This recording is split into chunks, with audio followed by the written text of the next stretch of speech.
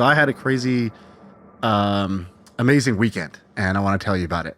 Go for it. I want to hear about it. All right. So we've done these before, but I'll explain kind of how they work for people who are listening. So about once a year, maybe twice a year, we do these kind of like friend slash founder weekend hangout type things. And by the way, sorry, you should have been there. I don't know why the invite got lost in the mail. Don't worry about that. Oh, I'm worried about it. You're lucky I couldn't. You're lucky I couldn't have made it, but I'm worried about it. I was gonna text you while we were doing it, and I was like, "Wait, why isn't Sam here?" And I was like, "Ben, did Sam say no, or did we not tell Sam?" And then he was like, "I don't know. This whole thing got screwed up because we bumped it back twice, and then this happened." Anyway, so once twice a year, go somewhere, rent an Airbnb.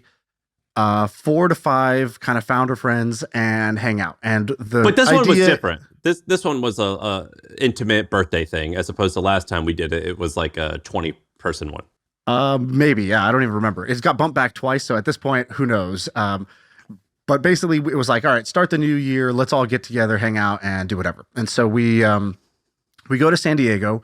We rent an Airbnb from Mark Jenny, who you've talked about on the pod before, just to explain what he's doing. He founded a company called RV Share, which was like Airbnb for renting RVs, and grew that, sold that for I think $100 million. And part of it, I think he sold it. Yeah, he sold to private equity to KKR, I believe. I think he's actually sold twice. So he sold one chunk the first time, second chunk recently, and I think he still owns a piece of it. But anyways, RV Share, really successful business. He's got a crazy story where I think he was like homeless at one point in time and made the whole thing happen. We'll have him on shortly, but very inspirational person. He now has a luxury Airbnb portfolio worth about $50 million. And so he's got, I don't know, 20 something properties, and he goes for the over the top kind of like destination experience, maybe like party type of houses. So this house, we get there. Like family parties. Family or like buddies going for a golf trip, type of thing, where it's like one of his most successful properties said is in Scottsdale, Arizona. And we're like, Scottsdale, why? He's like, oh, guys go there for golf trips. And so, 8 buddies get together and they rent my place, and it's great. And they all have money. And so the price isn't as big of an issue or whatever. So this one is in San Diego, and the backyard, I think this guy must have put somewhere between $1 and $2 million into the backyard. So he, you go outside, there's a basketball court, there's a pickleball court, there's a wiffle ball field with a fence, like a full baseball diamond, basically. There is golf course, there is like pool, sauna, everything you could think of. It is like a boy paradise, basically, little boy paradise. And so it was perfect for us, right? That's all we were doing. You go inside the house, there's like a full poker table with the poker set with the perfect chairs. There's pool table, there's all kinds of good stuff. Anyways, so we get there. And a couple of really cool things happen. One, Mark came over for dinner. He's like, hosted dinner for us there. And he was telling us his story, which is kind of crazy, but I kind of want to save that bit for the podcast. I've asked him to come on tons of times, by the way. He turns me down, and I'm good friends with Mark, and he turns me down. He's like, oh, no, I'm with my family all summer. And whenever he turns me down, he just had a baby. So I think I'm like, I appreciate that. I appreciate it. I think he'll do it. He listens to the pod. So, instead of listening one day for that hour, just come on and talk. Like, it's no extra time for you, Mark. And so then the next, so we kind of hang out. First day is just straight sports male bonding, sweaty male bonding, let's call it. And we're just playing every sport that's there. And in between, we sort of talk business or whatever. Second day, I tweeted out, I go, who's in San Diego? And a bunch of people replied. Ben goes through, curates, and is just like, all right, these 15 people seem cool. I'm going to invite them over to the house. So they come over to the house, and I just want to set the scene of this kind of like party. First of all, this whole segment should be called Shaan Leaves the House, because I'm explaining how cool this was. This is probably a monthly occurrence for you. To me, I was like, dude, I left the house. I met all these cool people. It was amazing because I never leave my house. And so this time I was out of my house. I met a bunch of cool people. But you still didn't leave the state. I didn't leave the state. No, I barely got on a flight. So, so here's the scene. In the room, there is 2 guys who own NFT projects that have probably done 200 plus million in sales. Wow. They're both under the age of 23, mid 24, maybe. So that's kind of crazy. One of them didn't even have a public identity until like, a month ago. So that was, people know Frank from DGods. So DGods was the number one project on Solana. It's like the Bored Apes of Solana. And yeah, he basically, he just kind of said, hey, here's my real identity, whatever. So he can now show up to parties and say what he does, whereas before he couldn't do that. Okay, second thing, so that was one group. Then there was the D2C crew. These are people who have built products that like created a product. One guy created this thing called gel blasters. Think like a Nerf gun or a BB gun, but just with like gel pellets. I love that. It went from like 0 to, I don't know if I'm allowed to say the number, but tens of millions in revenue in a year. And then like has a crazy story. I'm going to get him on the pod too to come tell this story, but has a crazy story of sort of getting screwed over by one of the big toy companies. They pretended to buy his company for like $100 million. And then he like does the diligence with them, shows them all the design files, the CAD files, the everything, the specs of the product. They fall out, and then 3 months later launch like an identical product to compete with them and like steal his influencer marketing plan, everything. It's a kind of crazy story there. Other people in the room. Remember the mini katana guy we talked about? Oh, he came? Isaac? He came. So awesome. He's there and he's showing me like how they basically do 8 figures in revenue without a single dollar on ads. And it's not out of pride. Like he just can't advertise because it's like Facebook's like, this is a weapon. You can't advertise swords on Facebook. So he had to get creative and was just like, okay, how do I make organic content that's so good you want to buy the sword? Yeah. Tens of millions of dollars worth of this sword. And I thought that was pretty remarkable. Really super nice guy that came over. And he's like, dude, I was listening to the podcast while driving and I heard you guys talking about a katana store. And I was like, he's like, I almost drove off the road. I was like, no, are they talking about me? Who are they talking about? And he's like, that was a surreal moment. All right. So he's there.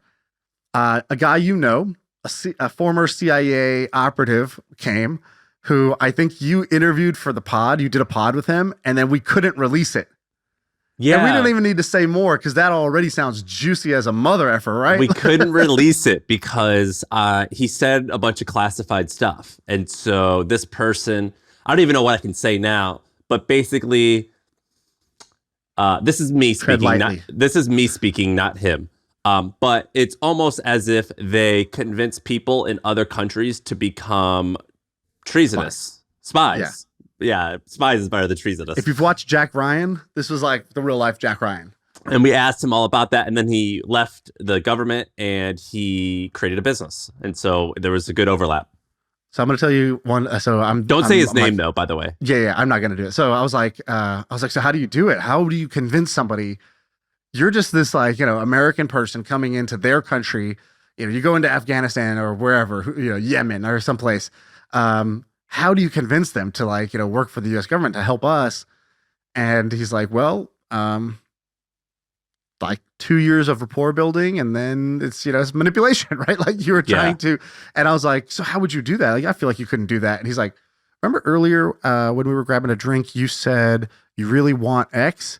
And I was like, no, it's like in passing, I must have said something. He's like, for about a year, I will basically talk to this person and I'll find out their every want, their every need, their every problem. And I'm keeping a file and I'm keeping this file for years before I flip them. And I was like, wow. And this person's really charming. I don't want to talk anymore. He's very charming and he's very likable. And when he tells great stories. When he tells a story, you're captivated. He's got an it factor. And so when I was with him, I was like, oh yeah, I understand why I would commit this thing in order to like, please you. Right. So he told one story. Amazing. I called 4 people over. You got to hear this. You got to hear this. Come here. Tell another one.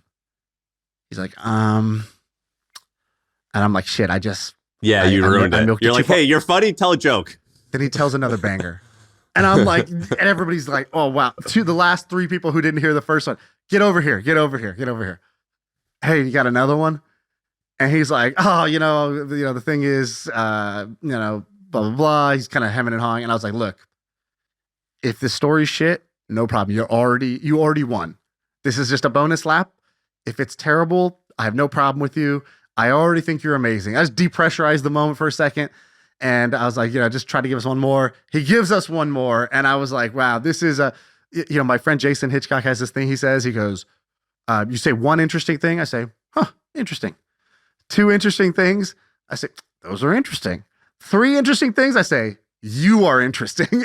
And that's what happened by the third one. I was like, you are interesting. That's how I felt. So that guy was kind of amazing. And by the way, I'll say, this kind of sucks to talk about because I can't reveal a lot, but you and I have a friend, and this person is related to a bunch of like SEALs and CIA people. And it just so happens that there's this weird community of like these ex-CIA, NSA, SEALs, all these like, abbreviated. Podcasters. Yeah. And well, they get out and they go and they start businesses because like, I guess they have a pension. So they have a little bit of money. They have some of their basic needs covered, and then they go and start businesses, and they're in our Very world. successful. And they're very successful. And I love hanging out with these guys, and they're like proper heroes. And then they're like talking to me about like internet and CAC. And I'm like, yeah, but what about ISIS? Like, tell me a story about that. Like, tell me that time you eliminated 18 ISIS people. You know what I mean? It's like, they're heroes. It's fun talking to these guys. Yeah. And then let's see who else. So then our buddy Ramon is there. Ramon's there with his son, and Ramon's telling us amazing stories. Has he ever told you the contractor story? The best thing I've ever heard. Yeah, you want to retell it? So, yeah. Can I retell it here? Yeah. I don't know when the next time he's going to be on, but he's like, and he's officially, he's an American now. Ramon's an American now, by the way. So that was the big thing. He's officially an American. We go out before he arrives, we go out, we get him a cake from like the Safeway there or whatever. And we're like, hey, can you write a message on here? They're like, no, it's closed for the day. I was like, bro, you got to write a message. And, convince the guy. He writes a message. Welcome to America. Misspells welcome, so it just says welcome to America. Like, sounds like the most non-American thing ever. And, that's all right. And I was like, so you got your citizenship. That's amazing. What happened afterwards? And his son Victor was like, oh man, in the car afterwards, everybody who was calling, he would just answer, hello, fellow American. So that was amazing. So he's at the dinner party. We're like, tell us a story. No, we were like, what's an icebreaker for a group like this? It's like, what's the weirdest way you tried to make a buck? Like, what's the weirdest way you tried to make money? Because otherwise, in this type of scenario, if you kind of say, oh, so what do you do? People just go into their script. Yeah. And it's kind of, the whole thing's just kind of pretentious because it's a room full of successful people and everybody starts kind of one-upping each other in this weird way. So instead, you want to like neg the whole group. So this is the neg the whole group question. What's the weirdest way you tried to make a buck? And Ramon's like, he's got like 10 of these, and we're like, dude, this is the thing about Ramon. He's very quiet, but when you start getting him to tell a story, it's like a vending machine, like a endless vending machine of stories you've never heard of, even though you know the guy for 10 years. So he's like, yeah, back in the day, I was like, okay, I want to start a construction. What is it? He's like, I'm going to start a painting business. He's like, I need money. I'm 18 years old. I'll paint walls. And so he puts up a thing that's like, I'll paint walls. But, being the hustler that he is, he's like, you know what? How can I widen the top of this funnel? Let me just say painting, handyman, I'll fix anything, whatever you got.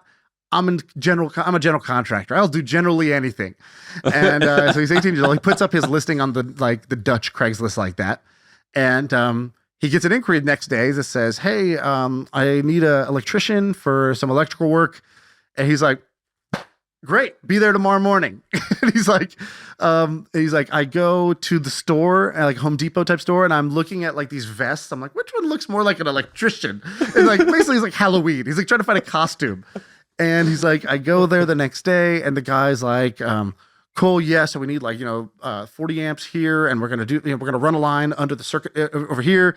He's like, dude, he's saying words, like, forget about knowing how to do it. I didn't even understand the words he's saying. And he has a clipboard though, but he's like writing it down. He's writing notes. He's wearing the vest. And he's saying, yeah, okay, tell me more. And he's like, the guy just keeps going. It's like a very complicated job. He's like, I was like, dude, what'd you think was going to happen? He's like, I hoped it was like light bulbs. Like, he's like, electricity. Yeah, I don't know, light bulbs. And he's like, once I got there, I was like, oh shit. But I'm writing, I don't know what to say. I don't know what to do. So I'm like, okay, maybe I can figure it out. Open up the thing. There's just 1,000 wires. I'm like, okay, there's no way I know what to do here. And so he's like, Yeah, listen, man. I I think he gotta tell tells him you. this the next day or something. Yeah, the Or next day he goes home. yeah, he goes home and he thinks about it and he reflects and he's like, I gotta come clean to this guy. Like, I don't know how to do. I don't know anything. I don't know what to do. And he's like reviewing his notes. He's like, I don't know what any of this means. Yeah, so he goes back. He's like, I got to tell you, man. I've never done electrical work. He's like, I just needed money. I thought I could figure it out, and slept on it. Turns out I can't. I have no idea how to do this.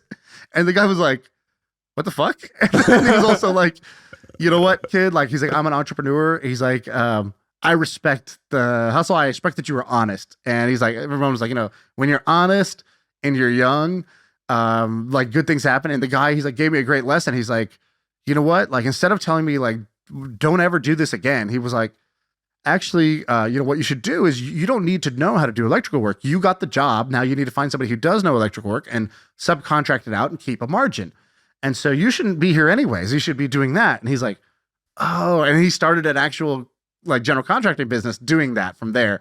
And the guy like helped him out, basically gave him a job and helped him out. And that eventually he did that for a couple of years and he actually made maybe for sure hundreds of thousands. I think he made close to $1 million. I think his first million was running that business. And then he immigrated to America and he created a Brazilian music festival. I have no idea why. And he lost all of it. And then he created more internet business and made it all again. And then lost it all again. And then made it all again.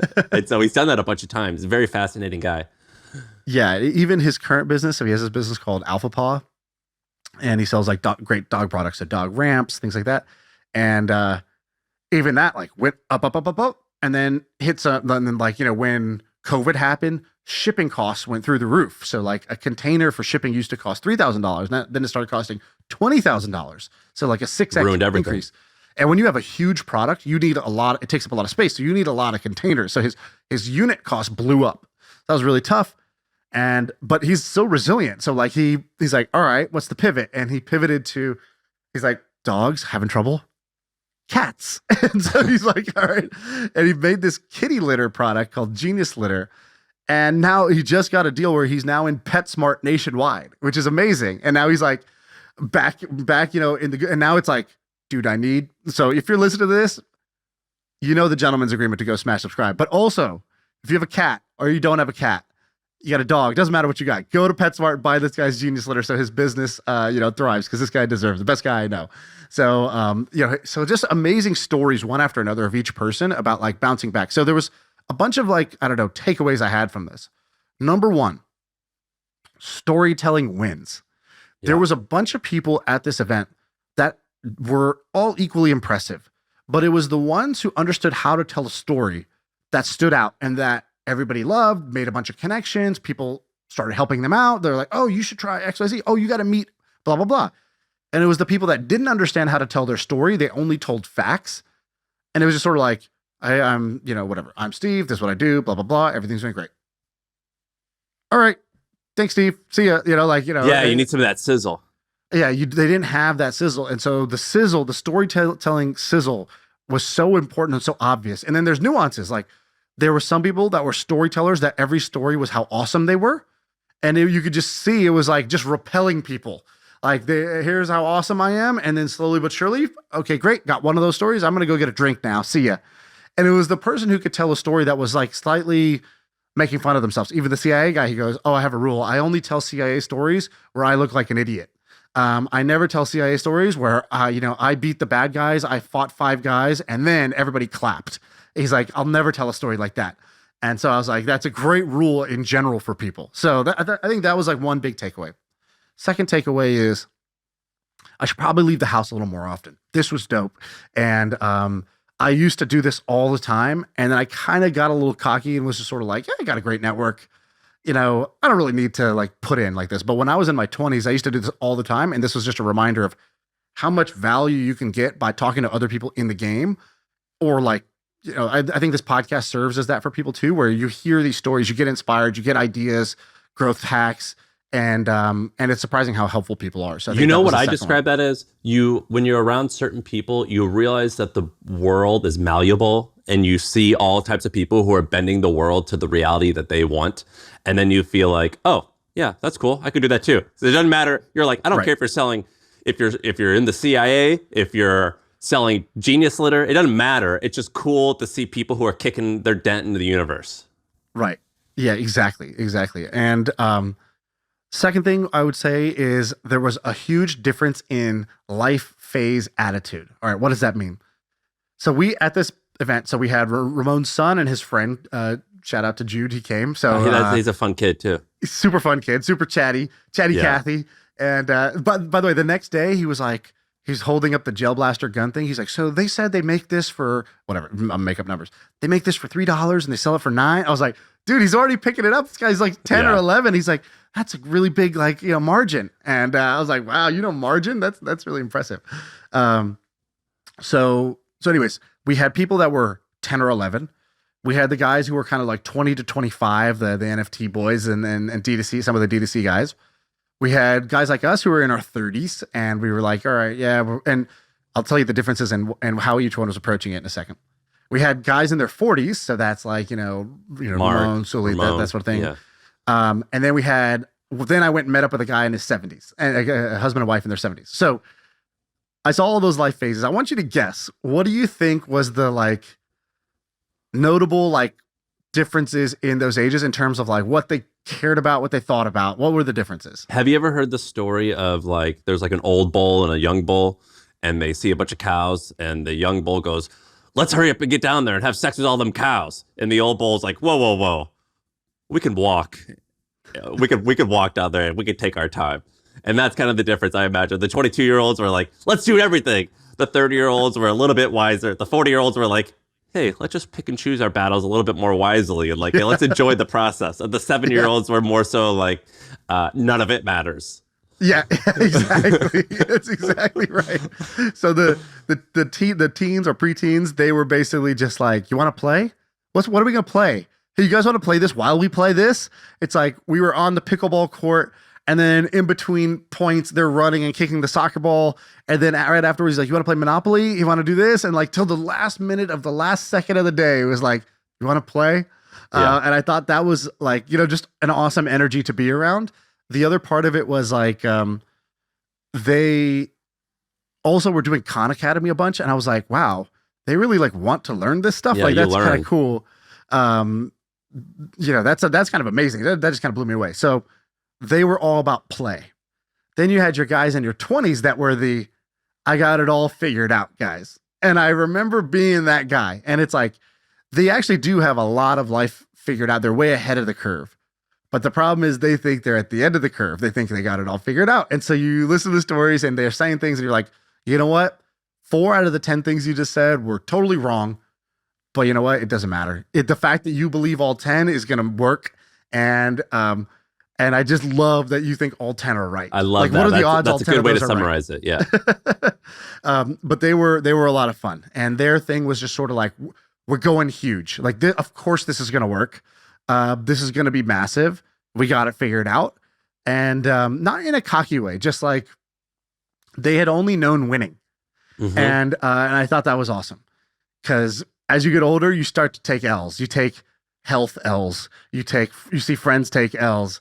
You make big, expensive mistakes. You take those L's. And that sort of humbles you a little bit. And so this was pre-humbling. And I loved it. I loved that energy. Because, even at first I was like, man, these guys are delusional. And then I was like, hey, pass the delusion, please. I'd like to sip on some of that. That's a lot of fun, actually. I forgot how useful that can be. All right, guys in their 30s like us, weird middle state. It's like, I have a lot of self-belief, but I now know how expensive it is to go down the wrong path. Whereas the guys in their 20s don't know how expensive it is to go down the wrong path. Wasted They don't time. even think about the path. They're like, I'm just pathing. Pathing, bro. I'm just on the path. I don't even think about the fact that I could be doing 5 other things. I'm doing this, and this makes complete sense to me. Whereas the 30s were like, I could do this or I could do that, and they're almost paralysis by analysis. Yeah. They've accomplished too much to just do something stupid.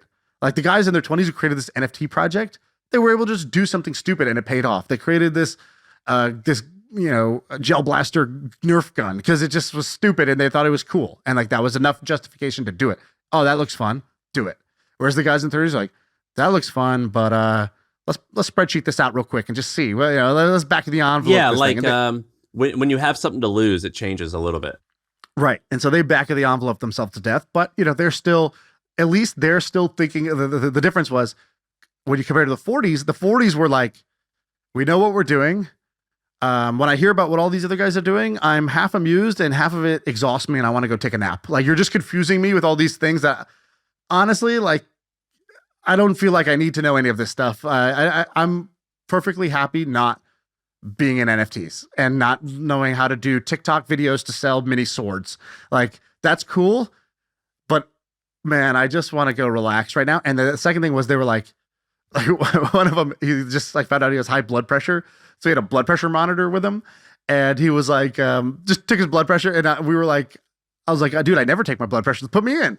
And so we took our blood pressure like 4 times a day just for fun. But I was like, they were like you said, they wanted to enjoy the journey. So they were like, yeah, we could talk business, but like, let's go play some pickleball. That'd be fun. Yeah, and I think as you get older, you respect all the different ways that you can get there, but you know your lane. They knew their lane. That's exactly right. I know my lane, and I know if I just do this all the time, I know what compounding looks like. And everybody else looks very scatterbrained in comparison. But the know their laners, and I don't mean that in a discouraging way. Like they were definitely learning and they've made adjustments, but they weren't seeking the next hit. They were just like, I found a hit and I enjoy this hit. And I want to also think about life and marriage and kids and health. And that was a way bigger part of their life. Like their own mortality was more on their mind than proving themselves, like the 20s and 30s. And the older I get and the more experienced I get, I understand compounding better. That was a really hard thing for me to understand in my early 20s and late 20s. And then once I like start seeing it work a little bit, you start understanding it and you go, oh, wow. So if I just do this all the time for 10 years, like look at I'll be in a better place than I will be if I start a bunch of different things. And yes. So you understand compounding a little bit better. So well, if I just stay in my lane, I can respect everyone else's, what they're doing. That's neat. And I think that's cool and I can learn. But if I just do this mostly the same, I'm gonna get to where I want to go. Yeah. So that was the 40s. And then the 70s were basically like some combination of, I want to contribute. So they were like pitching me a project that was like a philanthropic thing. And I was like, philanthropy. Oh, okay. This is a different conversation than everybody else's, all the other conversations I've been having all weekend. And the second thing was they were just happy we came over to their house. It's like when we were leaving, I was like, man, it's gonna be really quiet once we leave here. Like, is this who was this person? That's kind of, Who was the person? Can you say? I don't want to say their name just because I'm going to like, tell maybe, I don't know what I'm going to say about them. So I don't want to say their name, but like kind of like a successful entrepreneurial couple in San Diego. And so I was like, I went to their house and I was like, they were really nice, really cool, hosted us. A fat house. But also, what's that? Fat house. Semi-fat house. Yeah. Like nice. Nice house. But also when you see a house at night, by the way, it's like, you don't actually see the house because you can't see anything around it. And you can't see like, you only see like a part of it. It's just very different when you see a house at night versus during the day. But I just felt like the things that matter to them were their grandkids, their kids marrying the right person, figuring out how to like contribute, and also just like their house not being so quiet. There's like any liveliness in the house. It was like a win. It didn't even really matter what we talked about or what came out of it. Like, I feel like us being there was a cool, fun change of pace. And I was like, yeah, I guess when I'm in my 70s, I'm also going to want that a lot because I'll probably be kind of like at home, kind of bored a bunch, And so that was like also kind of a wake up call for me. It was like, oh, wow. Yeah. This life thing does go pretty fast here. Dude, so it sounds like a sick weekend. Yeah, it was a lot of fun. Well, that's badass. Yeah, I have to talk to Ramon and I want to learn all about it or from his perspective, but it sounds like a sick weekend. Yeah, that should happen every 6 months. Yeah, I think we should do that again. And also it was cool that like even the house we were in was kind of like a business. It was like this luxury Airbnb itself is a business. And it just kind of breaks your frame a little bit. Like I think that's a pretty important thing. Like how often can you break your frame? And an experience like this twice a year, I think twice a year you'll end up breaking your frame because you'll just meet a bunch of other people that do life and think about life in a different way than you. I actually want to ask you about like a frame breaking experience. Before I get into that, I have to remind people that they owe us, they're in debt to us. If you just heard Shaan's story, He just went and spent the weekend creating these things to tell you about, and then he like did all this work to do it. And we do that every week, 2 to 3 times a week. You're in debt to us. So you owe us. This is the gentleman's agreement part where you have to go to YouTube. Even if you're on iTunes or you're on podcasts or you're on Spotify, you go to iTunes right now, My First Million, click subscribe. And that's our gentleman's agreement. And we'll be even. And we'll be actually more than even because we're going to keep doing this and we're working for you once you subscribe. That's all. It's the most fair trade because once you subscribe, we get in the algorithm, yada, yada, yada. But this is the gentleman's agreement part. We can't check that you're doing this. That's why it's called the gentleman's agreement is we just hope that you are. So please do that. Can't argue with that. You can't argue with that. They spend literally 1 second to click subscribe, and we spend 30 hours a week coming up with this content. It's a very fair trade. I can't find this client info. Have you heard of HubSpot? HubSpot is a CRM platform, so it shares its data across every application. Every team can stay aligned. No out-of-sync spreadsheets or dueling databases. HubSpot. Grow better. I want to ask you about a frame-breaking thing. Now that how long has it been since the Milk Road acquisition? 2 months, maybe a month and a half, something like that. So you're still early into it. This February 1st is technically my last day at HubSpot. That's 2 years. So, and so now I'm 2 years into it. And I wanted to ask you, and I have a list here, but I wanted to ask you, because I know that the guys running the Milk Road now, or the owners, are like recruiting interesting people. Because people like message me, they go, "Hey, this person's recruiting me. Should I join Milk Road?" So like I'm getting all these like as your reference check. What have you learned so far about what it's like to be the founder of a company that's now owned by someone else? Is there anything interesting that you've learned? I have a list of a few things that are interesting to me, but is there anything you've learned? I feel like you got a more interesting answer than me, so you go. Well, I'll say a few things, and these are a bit frame breaking. And so the reason I'm bringing this up is because I think someone once said, like, or at least this attitude exists a lot in Silicon Valley, where they're like, "What's your exit plan?" And then everyone's like, "Fuck exit plans. Don't have an exit plan. You're not building things to sell. Great things get bought. They don't get sold," or something like that. And I actually think that's nonsense. I actually think if you want, you can build a company where you're like, "I'm going to exit in like 4 or 6 years or 2 years, and I'm going to make like tens of millions or hundreds of millions, whatever." Like you can build a company like that, and I think it could be really successful. And so a couple frame breaking things that I had. The first one, building something from scratch is a very, very rare skill. And 1 or 2 focused entrepreneurs with close to no money can probably do more in 6 months than a 50-person team with millions of dollars in 12 months inside of a large organization. And that was actually really challenging to me. I remember when HubSpot said they wanted to buy us, and I'm like, "Dog, just launch your own thing." Like, why would you do, you know what I mean? And being at HubSpot now for 2 years, I see it's really hard. The reason it's really hard is the creative types who are bold enough to go and build something, they either aren't working at that company because they're out doing their own thing, or they're just stuck in this political game where they want to impress their boss. And it's not because a company's bad. It's just this is the natural thing. They don't want to embarrass themselves. They don't have a significant amount of upside to see the win. They don't get the dopamine rush of the sale coming into Shopify. And it's actually really, really, really hard to build something from scratch. And so it's worth it to them just to buy something that's already working. Do you agree with that? 100%.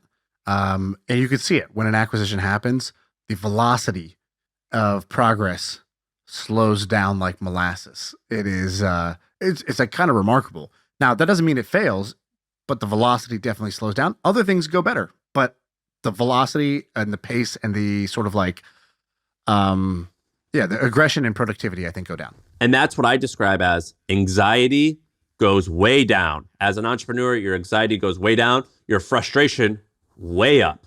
That's the trade-off that you're going to make. However, this is another thing where I made this mistake where I would dismiss big companies and I would call them idiots. That's actually, in my experience, not true. And talking to a lot of people, sometimes it's false. They are idiots. But sometimes operating, like if you're around good operators, just like a good employee at a big company, they can be significantly better operators. And a lot of the things that we make fun of, bureaucracy, meetings, things like that, that creates redundancy. And if you do it correct, redundancy creates predictability, and predictability creates value. And that's why your anxiety goes down. And so a lot of that big company stuff, A lot of it's bullshit. A lot of it's really necessary, and the people inside those companies can actually operate things really, really well. Do you agree with that? I agree that that's true. I wouldn't say that that's the main value. The main value that I saw inside of a big company was that when you're big, um, you have usually two things. One is distribution. So you Yeah. could take something that doesn't have a lot of distribution and give it more distribution, or you could simply say, I don't really need to innovate. Let all these other people innovate and I'll just follow because I have size. And so when I have size, I don't need speed, right? And so it's like a sumo wrestler versus a sprinter, or like a lightweight, a lightweight wrestler or something like that. And so you basically trade that distribution and size for speed. I think that's the first thing. And very hard to have both. And the when you're at a startup, the mistakes are very expensive. But when you're at a startup, the mistakes are not expensive. Like, I don't know how many things you did at the hustle that were like dumb or stupid or whatever. Just like roll it back. At the beginning, especially, whatever. I don't have any customers anyways. I don't have much revenue to lose anyways. I don't have a reputation to be burned. The press is not watching me. Twitter doesn't care what I do. Whereas when you're big, then your every move matters and every mistake is quite expensive. And so you have to be a little more careful. And so careful is not a bug, it's a feature when it's a big company. And so I started to appreciate that. They're not slow because they're stupid. They're slow actually because they're smart, because they don't need to go fast because they got size. And mistakes are expensive, so they don't try to make too many mistakes and by going too fast. And that brings me to my second to last point, which is a lot of cool shit that you and I like to make. You and I are 0 to 1 people. Like, by definition, we're not the best at 1 to whatever. But a lot of the cool shit is completely illogical or really stupid. And a lot of the best stuff starts that way. This podcast, you called it My First Million. Pretty horrible name. My thing was called The Hustle. Pretty bad name. And it was just a newsletter. That's kind of like, not like when I pitch it to bigger companies, they go, this is stupid. This will never be big. And the reason why it existed anyway was because I was beholden to no one. We just said, whatever, screw it. We're just going to do it. When you're launching something within a big company, you have to have logic. You have to have reasoning. You have to like make a point because you have to justify it for someone to fund it. Whereas when you're a nobody, just two guys, you say, screw it. We're just going to do this. We're going to have an anti-Black Friday sale where we charge more this Friday as opposed to less. And just cause we want to, because this is funny. It's completely illogical, and illogical stuff works. Not all the time, but sometimes. When I was hanging out with the 70-year-old person, I was explaining, I said, yeah, I'm thinking about what I want to do next. And, I really want to pick a good project, and I want to pick the right way to spend my time. And he goes, picking is hard. And he goes, and the hard thing about picking is that today she might look like a pimply, chubby person, here. But 12 months from now, as you take that idea, you start dating it, and then you kind of pivot over here, you change one thing, get a new wardrobe. All of a sudden, she's 120 pounds. She's, she's got her PhD, and she just got word in the mail she's inheriting $72 million. And he's like, he gave me this analogy, and he goes, that's the problem with picking, is that the best things don't always look like the best things up front. This goes back to a Peter Thiel saying, which is the best ideas are things that sound like bad ideas, but are actually good ideas. And why? Because those things have the least competition. Those things are the least done. Those things have the highest upside because they're the most greenfield.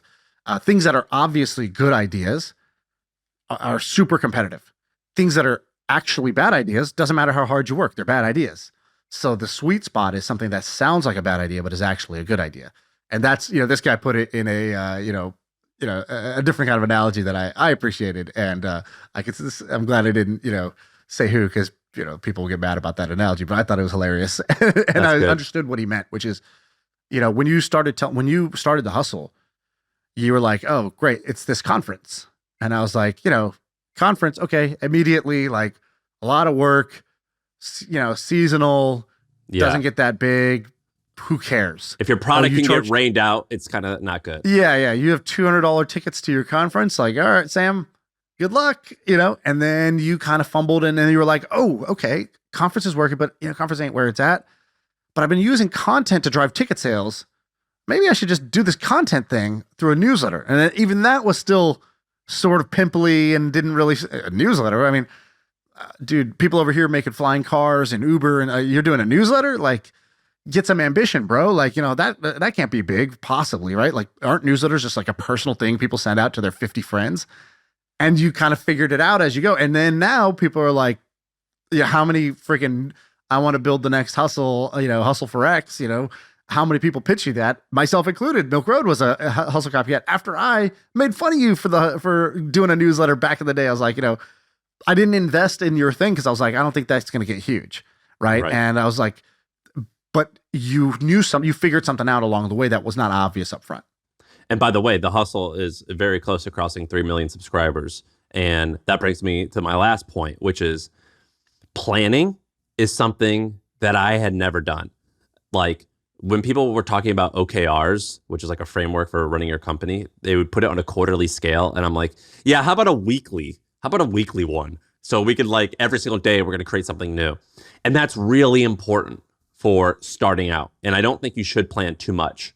Right. You call it worry about A, B, Z, which is I actually we both separately had like the same thing where I'm like I care about steps 1 and steps 2, and then like I think about step 10 as inspiration, but I don't worry about 3, 4, and 5. Yes.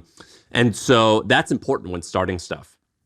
But I don't know when that point is. Maybe 10 million, 100 million in revenue. I don't know what it is, but planning is needed, it's necessary, and it's incredibly important. And that's what big companies do really well, or they try to do it well. And as I'm growing my new thing, I'm trying to like bake this in of like planning and not worrying about like looking like I could have like a quarterly plan. It's okay. I could even have like a 6-month plan. I remember when we were selling the hustle, we sold when we were around 4 years old, and they wanted like a 5-year projection. And I'm like, what? Like that's not even like I can't even comprehend 5 years. I don't even know if I'm going to be interested in this. Yeah, form of these nuts. What are you talking about? Like, you want me to write down a lie? Yeah, my lies are verbal. There's no paper trail. You're trying to get me to write this down, dude. It was ridiculous, and now I understand. Like, it's actually okay to like kind of have some of these plans. So anyway, that's my list of things that I've learned, like being like seeing the buyer's perspective just a little bit, and I was just curious if you had any insights. It might be too early yet. Well, let me tell you the different things that they've done. So first, they hired a bunch of people. We were running the thing with basically 3 or 4 people and then one freelancer, right? Like it was very, very lean. They, basically like one dude wrote the email every day and then me or Ben edited it. And that was like, that's how the whole product was basically created by that. Now there's like a second writer, there's an editor, there's a head of content. It's like, well, who are all these people? What are they doing? Is the content getting better? I'm not sure, right? Like, but they've hired up people, which, like you said, builds redundancy. Because if the main guy got sick, which happened a couple of times, it was like red alert. Yeah. If we got a fact wrong, it's like, oh, I didn't have time to check it. We didn't have those things in place. And so, I think they've basically taken, I would just say in general, they took a longer term view. They were like, okay, we're going to be doing this for a number of years. So what do we need to get to this point 2 years from now? And let's start taking those steps today. Where I was like, all right, next month, what would be sweet? Yeah, you're like, I'm just, well, because you're in goal planning exercise. You're in survival mode. I had even if it was a survival mode, because it was like, okay, we got the business working, it would be like, I just wanted every day to be a new adventure. And like, that's not how these people think when they're like long-term oriented. They want each day to not be an adventure. They want each day to be like, it's the difference between, people who go for these like long hikes and, a sprinter. And like, I was just more of a sprinter. And so literally our goal planning, we would say like, what's the minimum thing that would feel like a win? We call it a good win. Oh, that was good. And then what's the F yeah win? Where we would be like, F yeah, dude, we did ABC, right? That happened. And that would create our goal, and then we would shoot for the F yeah, and we would make sure we don't miss the good. And like that's what we did every single month, and it was a little bit more. It And if we didn't hit it, it was a problem. Like I immediately was like soul searching, like everybody stop and let's figure out Who do like, I where fire? we've gone wrong. I'm ready to change anything and everything, which is not always the right approach. Sometimes it is, right? Like these things serve you and then sometimes they hurt you. And so I would say these guys, they put more money into growth. They hired more people and they don't panic. There's the three differences between us. And I think their approach has some bad things and I think it has some great things, and we'll see, how it all plays out now. I think I read somewhere where someone was like, I was reading some like thing about masculinity and like the difference between a man and a boy, and like a real man doesn't let like lots of different or doesn't let like shallow input change his emotions and change his plans. And I remember when I was running my company, I would always get emotional. And I'm like, no, man, if I gotta be a man, I gotta like be calm and I can't panic. And I used to think like, oh no, it was cool to be like Mark Zuckerberg and go in and see, oh, this isn't right, you're fucking fired. It's like, no, real men don't do that. They could like, they don't panic and they don't freak out. And that kind of changed my perspective on that a little bit. Yeah, my trainer, he's been teaching me this. He's like, okay, so like, you're doing a set. So you're bench pressing or whatever. And let's say you picked a weight that the first, 3 reps, 4 reps are easy. The next 4 reps are getting harder. And then the last 3, 4 reps, let's say you're going to 12, the last 4 reps, you're like, it's kind of shaky and you want to spot. But more than anything, I don't know for you, but for me, it was always like, get to the end. It's like, I don't want to quit. I don't want to quit. I want to get there. But like, I would start rushing. And when you rush, your form changes. And when you rush, you don't actually have that time under tension that actually builds Look at the muscle. You. Wow. Time under TUT. tension. Yeah. We're tutting. And so he's classic muscle building words. I like it. Don't make me say glycogen. So he's like, those last 4 reps, you're trying to get them done, but that's where all the gains are in that last bit. And he's like, that's where I want you to show poise, actually slow it down. Like, don't just like do normal speed. Go even slower than your normal pace was to maximize what you get out of it. And so then that became, it's like, okay, when you feel that sizzle, when you feel that burn, that's the reaction is not panic and rush, it's poise. So I took that. I was like, okay, that's the lesson in the gym, but the gym is just the metaphor for life. So now I'm doing that same thing everywhere. As soon as I feel that sizzle and that burn, and I just want to get out of there, I want to get done with it, I'm like, no. Now's the time to be poised and slow it down. And so that's been working wonders in the business world, because it's like, just when everybody thinks shit's hitting the fan, I'm like, all right, this is the time where we go poised, we lock in, and we calmly address the situation versus trying to overreact and react to a stimulus. This, my friend, is called growth. Shaan, you are experiencing growth. Congratulations. You're doing it right in front of all of our eyes and in our ears. You are showing growth. What topic you want to do next? We're in a weird right, middle. We got 5 minutes. Yeah. Let's do you have anything little? Let me see if I got something little. By the way, while you're looking, you have to tell me what to do for my researcher. Now I have 400 applicants. I've narrowed it down to 200. And I'm like, I don't know what to do with these people. You have to tell me how to like. You should just tell them to do, basically just give them the assignment, which is, I'll tell you what to do. Okay, I'll tell you how to do this. Okay, so what I would do is, the best way to work together, the best way to know if you want to work with them is to just do a project rather than interview them. You don't want to interview 400 or even 20 people. That would just take up way too much time. So you give them all the assignment. The assignment is, hey, every week, here's the things that we do. I want you to surface interesting nuggets that I might find interesting. And I did that. All about 400 people did that, dude. Okay, so who are the best 25 from that? And did you do it for like 2 or 3? Like, have them do it for like 2 weeks. Be like, hey, do this for 2 weeks. If you do it, I'm gonna pay you. I'll pay you $250 if you get through all the things. That might be a lot of money. I don't know. Do the math, but like, do something so they're not working totally for free, or cut the bottom like 200 people right away, and then just be like, hey, do this because I think it's easy to do once, and it's really hard to do for 3 weeks straight. A lot of people could do a great MFM podcast once. I don't know how many of them could do this podcast 100 times, 100 episodes a year, and that's what we do. And so you kind of need a researcher who has some inflow of information that they can steadily be curating good stuff. And then the second thing is give them a couple of research topics. So it'd be like, the way I do it is sometimes I give them an assignment to bring me interesting nuggets, but then I bring nuggets and I say, hey, take this story and I want you to research. Here's what I want. And I basically gave them a format. So my format for them is I want you to come up with the frame. So the frame is the framing of the topic. How will I just bring this up out of the blue on MFM? Right? So let's say there's some interesting growth hack. The frame might be, here's 3 of my favorite growth hacks that I've seen in the past year, right? Because just talking about this one randomly doesn't work. Or let's say it's a growth hack, but actually, let me give the example. The nugget was, I bought a car from an anonymous account on Twitter. So that's a cool frame. That's like a hook for a good story. But we changed it to the Guy Mafia. So I bought it from Car Dealership Guy. But you know what? There are all these guys. And actually, maybe there's a bigger topic here that's called the Guy Mafia. And people like that frame, right? So I teach them. I'm like, you got to hit me with a possible frame. Then you got to have the supporting like evidence. Like what are the 4 or 5 interesting bullet points, talking points that I could say about this thing that would make you say, oh, that's cool. That's interesting. And then what's the take or the takeaway? And the take or the takeaway, and let's say for the Guy Mafia was here's why this works. But then I was like, no, a better take would be, here's what I think people should be doing. You should be doing this with a girl anonymous account because I think it'll get more followers. You should be doing it in all these other categories, and then don't monetize with a newsletter or a paid community. Sell the thing, monetize by selling the actual thing, like selling me the car. And so that was the take. And so I teach them, like, here's a little Excel table.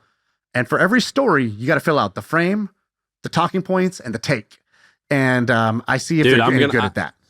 Most people, by the way, are very bad at that. That's okay. I'm like, our skill is we need to be able to do that. But them doing it poorly is still super helpful because you're like, no, that's a shitty frame. The frame's got to be this. And that's still better than a blank page. I need you to send me all this. Yeah, I will. Yeah, I need help with this. It's been very challenging. Yeah, these are the tricks of the trade that other people we're giving these out for free now. I remember the TV show, the P. Diddy one where he's trying to find a rapper. Yeah, and he's like, I need you to go to Brooklyn and get me some milk. And he like makes him walk across the bridge. You know what I'm talking about? He like makes him walk across to get him like a cupcake, like 5 miles. Because that's how he started his career. He was a runner at a record label, and he had to go get shit. But he had this thing where he was in the studio, and he's like, sing it, and then they sang it. And he's like, sing it again. They're like, wow, wasn't that good? He goes, no, we need to make a double. They're like, what's a double? He's like, a double is you say the same exact thing, and we layer the 2 audio tracks. It makes your voice sound more full and powerful, and it just sounds better. And he turned to the camera. He's like, I shouldn't be saying all this shit on camera. And I remember literally, like, I was in 7th grade when that show came out, and I was like, I just heard a trick of the trade. And I've never forgot that, even though I'm not a rapper. I never used it. But literally, I was like, make space in the brain. He just kind of made it sound like he just gave me an insider tactic. And I literally still remember this now. I'm 34 years old, and I still remember this. That's hilarious. I just heard it. That's good. All right, let's get out of here.